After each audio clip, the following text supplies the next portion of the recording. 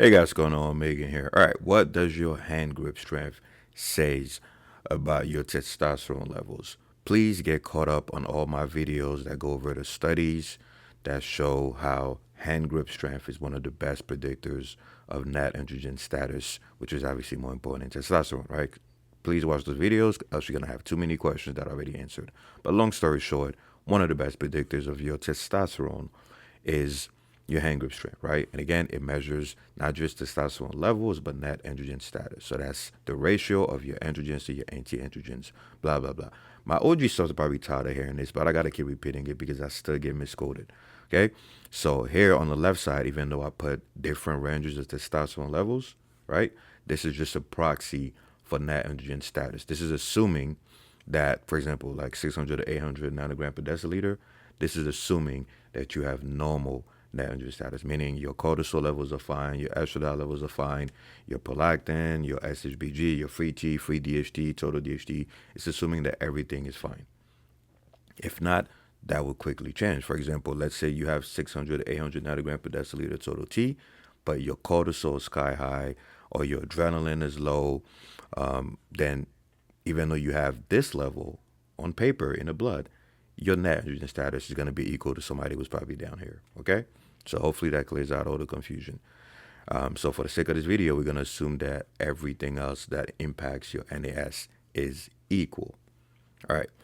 So let's say your hand grip strength comes out at, we'll say, under 60 pounds, right? Convert to kilograms. Let's say it comes out to under 60 pounds. Most of the time, that will put you here. That means you have, all else equal, the total T of somebody who's under 50 nanogram per deciliter. And that's castration territory. That's less than a woman, right? So something is clearly wrong.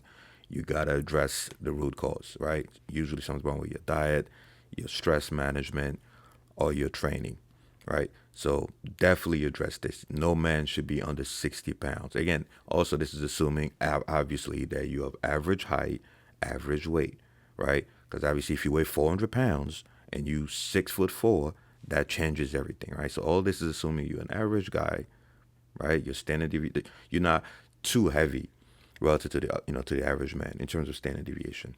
Same thing with height, weight, muscle mass, whatever. The moment you start to add a ton of muscle or you super short, obviously it skews everything, right? So these are based on averages. And if you're wondering where I got all these numbers from, I made a whole article about this. Check it out.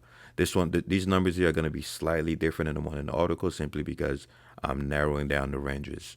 Whereas in the article, I had wider ranges. And I'm also adding more data based on not just my own hand grip strength, but my clients, the studies, blah, blah, blah. Right? So if you under 60 pounds for your hand grip strength using a dynamometer, right?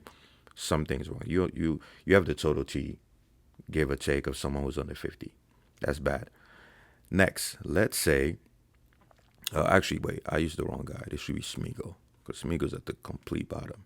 And this one should be here, right? So let's say your grip strength is between 60 and 80 pounds, then here. Then that's roughly equivalent to 50 to 200 nanogram per deciliter. Once again, all else equal, right? Again, you got to get out of this territory. All right. Next, let's assume that your hand grip strength is 80 to 100 pounds, right? That puts you roughly in the 200 to 400 nanogram per deciliter range. And sure enough, we tend to see this in the scientific literature as well, right? Most guys that have total T around 200 to 400 tend to have around 80 to 100 pounds of hand grip strength. Of course, there's exceptions to the rule always. Because remember, net androgen status as well as testosterone is not a stable number.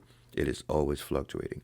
Unless you're on TRT or steroids, then in that case it's a bit more stable as far as your total T levels go.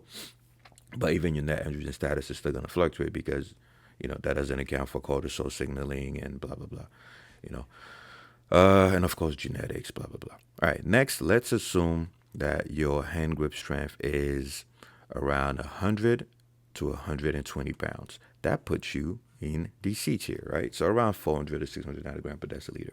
And that's where most people are. Most people are somewhere between 100 and 200 pounds. Sorry, between 100 and 120 pounds in hand grip strength. So that will put you roughly around 400 to 600 nanogram per deciliter total T. Again, all else equal, assuming normal free T, blah, blah, blah.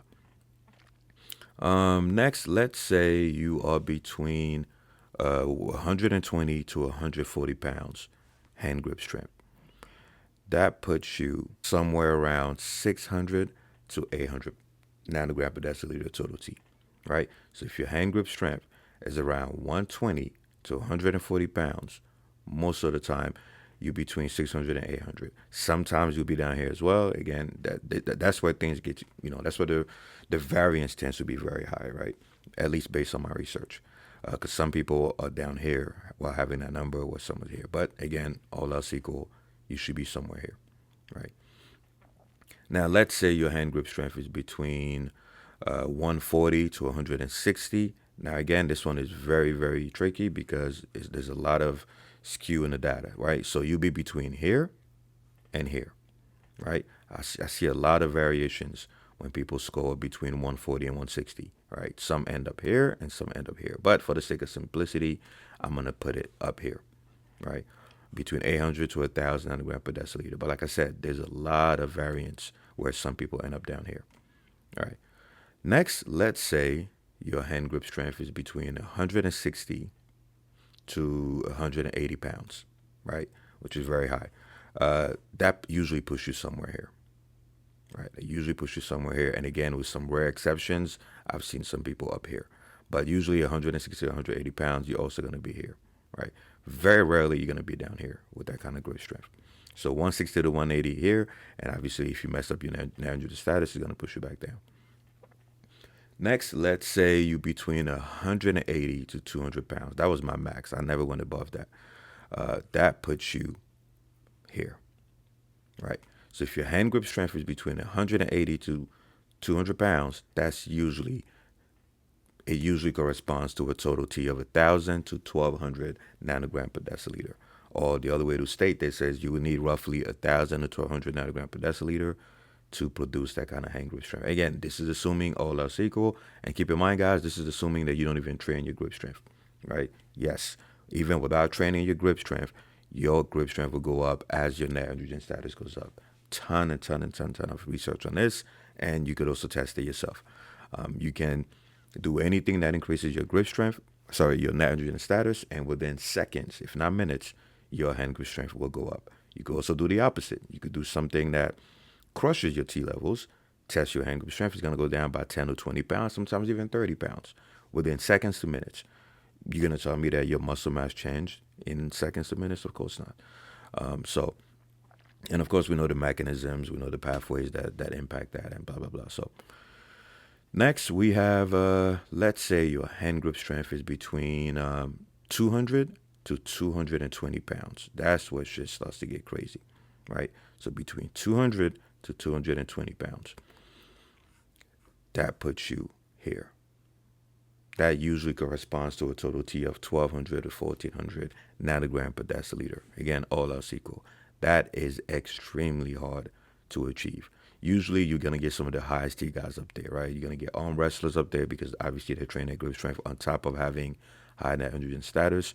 And you're also going to have guys who are just strong as hell or have optimized leverages. Next, let's say you are between 220 to, let's see. We just did 200 to 220. Yeah, so now we're doing 240 to 260. Yeah, so if you somehow, like I said, I personally never got in this range, right? But if you somehow get that high, that means your T levels are either between the high end of this range, right, around 1,400 plus, right, or over 1,600, right? And those numbers are godly. It is very, very hard to get your grip strength, even if you train it on top of net androgen status, to reach that amount. And that's where I'm going to put everybody else, right? That's where Broadly is going to go. If somehow you get more than this, then boom, right? This is elite God tier, right? To be able to sustain that naturally is insanely high. So that's usually guys with elite genetics or guys who are on a ton of gear, right? So use this as a rough guide. This way you don't have to spend money on endless blood tests to see where your net androgen status is or where your testosterone lies. All right, hope this video helps.